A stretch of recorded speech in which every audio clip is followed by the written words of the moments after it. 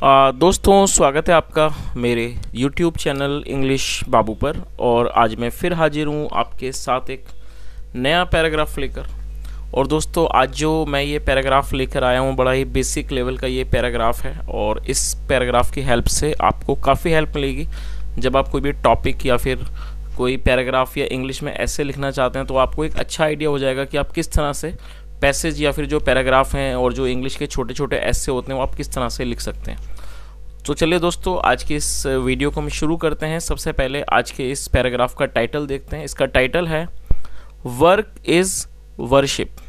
Work is worship क्या मतलब हुआ? काम ही पूजा है। तो दोस्तों, ये आज के इस पैराग्राफ का टाइटल है, शीर्षक है। और अब मैं इसे पढ़ना शुरू करता हूँ। आपसे रिक्वेस्ट है आप इसे बिल्कुल ध्यान से सुने, और यदि आपको कोई नया वर्ड या फिर नया स्ट्रक्चर देखने को मिले तो आप उसे नोट भी ज़रूर करें। तो चलिए इसको शुरू करते हैं। It is rightly said that an idle man's brain is the devil's workshop। क्या मतलब हुआ? It is rightly said।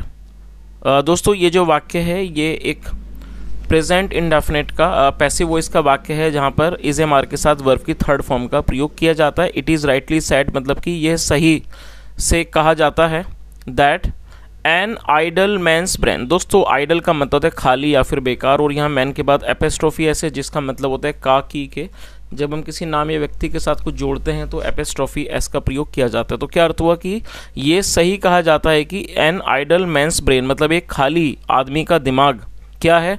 Is the devil's workshop. वो एक डेविल का मतलब एक वो शैतान का क्या है? कारखाना है। तो इस पूरी लाइन का क्या अर्थ निकला कि it is rightly said that an idle man's brain is the devil's workshop मतलब ये सही से या उचित तौर से कहा जाता है कि एक खाली व्यक्ति का, एक खाली आदमी का दिमाग जो है वो शैतान का वर्कशॉप होता है, मतलब शैतान का घर होता है, या कह सकते हैं उसका कारखाना होता है। A man who is lazy can achieve nothing in life. दोस्तों, ये जो वाक्य है यहाँ हु का प्रयोग किया गया है। हु एक रिलेटिव प्रोनाउन है। जब हम किसी का रेफरेंस देते हैं तो हु का प्रयोग किया जाता है। लेजी का मतलब आलसी और अचीव का मतलब होता है हासिल करना। तो क्या अर्थ हुआ? A man who is lazy can achieve nothing in life मतलब वो आदमी जो आलसी है वो जीवन में कुछ भी हासिल नहीं कर सकता है। The story of the ant and the cricket is well known. और जो स्टोरी ये कहानी है किसकी? ऑफ द एंट चींटी की, एंड द क्रिकेट झींगुर की, is well known. Is well known मतलब वो काफ़ी वेल नोन है, मतलब मशहूर है, उसके बारे में सब जानते हैं। चलिए आगे देखिए। The cricket had led by nothing for winter. ले का मतलब रखना और ये थर्ड फॉर्म लेड, और दोस्तों यहाँ हेड के साथ थर्ड फॉर्म का प्रयोग किया गया तो ये पास्ट परफेक्ट का वाक्य है। तो क्या अर्थ हुआ? The cricket had led by nothing for winter मतलब कि क्रिकेट ने झींगुर ने विंटर के लिए, सर्दियों के लिए कुछ भी नहीं रखा था। When he went for help, और ये पास्ट का अफर्मेटिव वाक्य है जहाँ सेकंड फॉर्म का प्रयोग किया गया। When he went for help जब वो मदद के लिए गया। एंड एडवाइस और सलाह के लिए टू द एंड चींटी के पास। शी आस्क्ड हिम उसने उससे पूछा। What did you do in summer. दोस्तों, ये जो वाक्य है ये पास्ट इंडेफिनिट का इंट्रोगेटिव सेंटेंस है, और जब हम पास्ट इंडेफिनिट में कोई भी इंट्रोगेटिव का वाक्य बनाते हैं तो वहाँ डिड का प्रयोग हेल्पिंग ऑफ के रूप में किया जाता है। उसके बाद सब्जेक्ट फिर साथ में वर्ब की फर्स्ट फॉर्म लगाई जाती है। तो क्या अर्थ हुआ? उसने क्या पूछा चींटी ने? What did you do in summer मतलब आपने गर्मियों में क्या किया।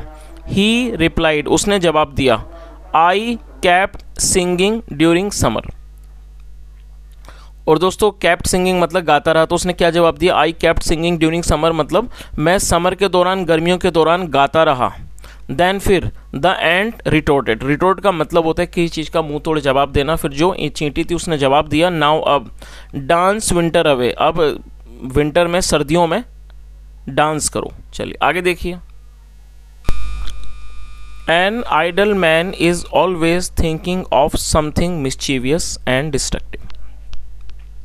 आइडल मतलब खाली, एन आइडल मैन एक जो खाली आदमी होता है, इज ऑलवेज थिंकिंग वो हमेशा सोचता रहता है। क्या सोचता रहता है? ऑफ समथिंग मिस्चीवियस मतलब कुछ मिस्चीवियस। मिस्चीवियस का मतलब कोई शरारती, उसे मिस्चीवियस कहा जाता है। एंड डिस्ट्रक्टिव, दोस्तों डिस्ट्रक्टिव का मतलब होता है विनाशकारी। तो इस लाइन का क्या अर्थ हुआ कि एक जो खाली आदमी है वो हमेशा कोई ना कोई शरारत या कुछ विनाशकारी सोचता रहता है। Those who are shirkers become dullards, and these dullards mostly end as dropouts, and then as they grow up they become thieves, pickpockets, burglars and even murderers। तो क्या मतलब इस लाइन का? और ये भी दोस्तों यहाँ हु का यूज़ किया गया जो कि एक रिलेटिव प्रोनाउन है। दोज मतलब कि वो लोग, हु आर शर्कर्स। दोस्तों शर्कर का मतलब होता है काम से जी चुराने वाला, ऐसा व्यक्ति जो काम से जी चुराता है उसे शर्कर कहा जाता है। तो क्या अर्थ हुआ? दोज हु आर शर्कर्स मतलब वो व्यक्ति जो काम से जी चुराते हैं। बिकम डलर्ड्स, डलर्ड्स का मतलब होता है सुस्त, वो सुस्त हो जाते हैं। एंड दीज डलर्ड्स, और जो ये सुस्त लोग हैं, mostly end up as dropouts. Dropouts क्या होते हैं? जो लोग स्कूल वगैरह की पढ़ाई छोड़ देते हैं, कॉलेज की पढ़ाई छोड़ देते हैं बीच में ही अधूरी, उसे ड्रॉप आउट कहते हैं, वो ड्रॉप आउट हो जाते हैं। एंड देन, और फिर एज दे ग्रो अप, जब वो बड़े होते हैं, दे बिकम थीव्स, वो चोर बनते हैं। थीव का मतलब चोर, और ये प्लूरल नाउन है। दे बिकम थीव्स, चोर बन जाते हैं। पिक पॉकेट्स, जेब कतरे। बर्गलर्स, बर्गलर मतलब सेंधमार, सेंधमार बन जाते हैं। एंड इवन मर्डरर्स, और यहाँ तक कि वो मर्डरर्स मतलब कि हत्यारे बन जाते हैं। चलिए आगे देखिए।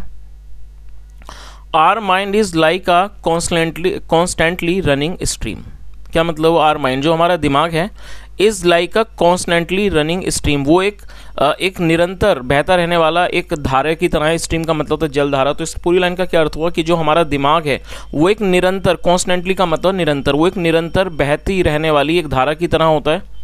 It can not be controlled easily, control का मतलब किसी चीज़ को नियंत्रित करना, इट कैन नॉट बी। और दोस्तों ये जो वाक्य है ये पैसिव वॉइस का वाक्य है, जहाँ पर कैन बी के साथ वर्ब की थर्ड फॉर्म का यूज़ किया जाता है। It can not be controlled easily, और इसे आसानी से नियंत्रित नहीं किया जा सकता है। The best way out is to keep it busy, और जो सबसे अच्छा तरीका है बचने का, वे आउट का मतलब बचने का तरीका। The best way out is to keep it busy, और जो सबसे अच्छा तरीका है इस चीज़ से बचने का वो क्या है? Is to keep it busy, वो है इसे व्यस्त रखने का। एंड डायरेक्ट इट, और इसको दिशा देने का। टू सम कंस्ट्रक्टिव वर्क, और इसको किसी कंस्ट्रक्टिव वर्क मतलब किसी अच्छे काम में लगाने का। दोस्तों कंस्ट्रक्टिव का मतलब होता है कोई अच्छी चीज़। तो इस पूरी लाइन का क्या अर्थ हुआ कि the best way out is to keep it busy and direct it to some destructive work. तो सबसे जो अच्छा तरीका है वो क्या है? वो इसे व्यस्त रखने का है, और इसे किसी अच्छे काम में, अच्छी काम की तरफ इसको दिशा देने का है। चलिए आगे देखिए। A man who is always busy, एक व्यक्ति जो हमेशा बिजी होता है, हमेशा व्यस्त होता है। Has no time to think, उसके पास कोई भी समय नहीं होता है। टू थिंक सोचने का, ऑफ एनीथिंग रॉन्ग, उसके पास कुछ भी गलत सोचने का समय नहीं होता है। He kills two birds with one stone, क्या मतलब हुआ? He kills. और दोस्तों ये जो एक ये फ्रेज है कि kill two birds with one stone, तो इस लाइन का क्या अर्थ हुआ? He kills two birds with one stone, मतलब इस लाइन का अर्थ हुआ कि वो एक ही चीज़ से, एक ही तीर से दो शिकार करता है, मतलब एक ही बार में वो दो काम करने की कोशिश करता है। तो यहाँ क्या बताने की कोशिश की है कि इस तरह का जो व्यक्ति जो बहुत ज़्यादा बिजी होता है वो क्या करता है? मल्टीटास्किंग करता है अक्सर, क्योंकि समय की उनके पास कमी होती है, तो वो एक ही बार में 2-3 काम करने की कोशिश करते हैं। चलिए आगे देखिए। ऑन द वन हैंड, और एक तरफ, ही कीप्स हिमसेल्फ सेफ, वो अपने आप को सेफ रखता है, सुरक्षित रखता है।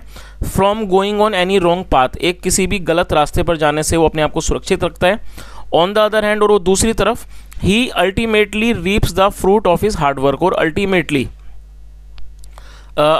मतलब अंततः वो क्या करता है? Reaps the fruit of his hard work, वो जो उसका जो हार्ड वर्क मतलब जो उसका मेहनत का फल है उसको वो बोता है, उसे वो तैयार करता है। चलिए आगे देखिए।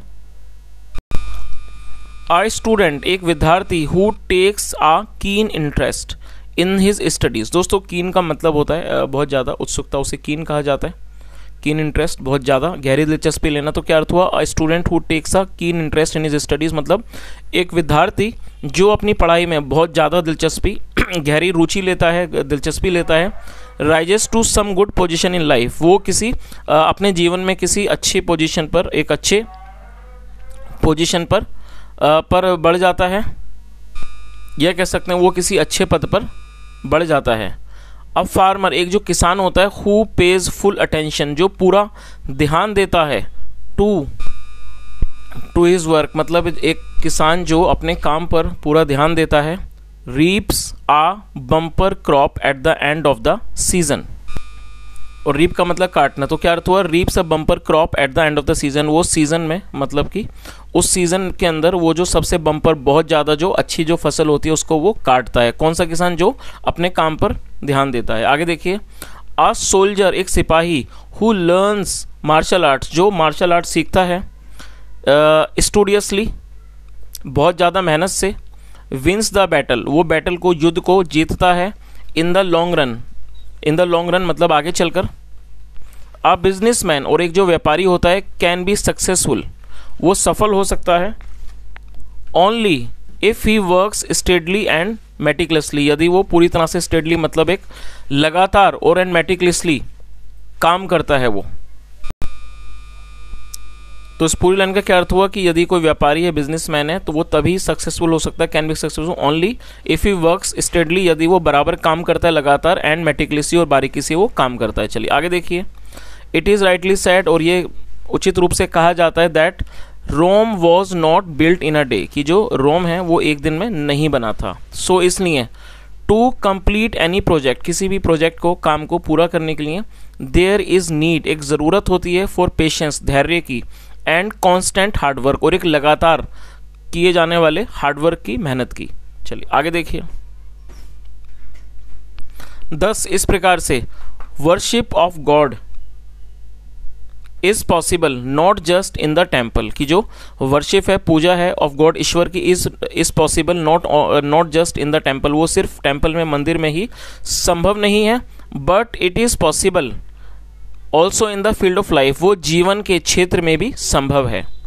वी कैन से हम कह सकते हैं विदाउट एनी डाउट बिना किसी संदेह के दैट की वर्क इज़ वर्शिप की जो काम है वो पूजा है। तो इस पूरी लाइन का क्या अर्थ हुआ कि हम बिना किसी संदेह के ये बात कह सकते हैं कि वर्क इज़ वर्शिप काम ही पूजा है। तो दोस्तों ये आज का एक छोटा सा आर्टिकल था और मैं उम्मीद करता हूँ कि यदि आपको वीडियो अच्छा लगा होगा तो आप ज़रूर लाइक करेंगे, और यदि आज की स्टोरी आपको और ये जो पैसेज है आपको अच्छा लगा हो काम का लगा हो तो मेरी आपसे रिक्वेस्ट है आप ज़रूर वीडियो को लाइक करें, शेयर करें, चैनल को भी सब्सक्राइब करें, और यदि आपका कोई सुझाव हो तो कमेंट में ज़रूर बताएं। सुनने के लिए thank you so much, have a nice day and bye.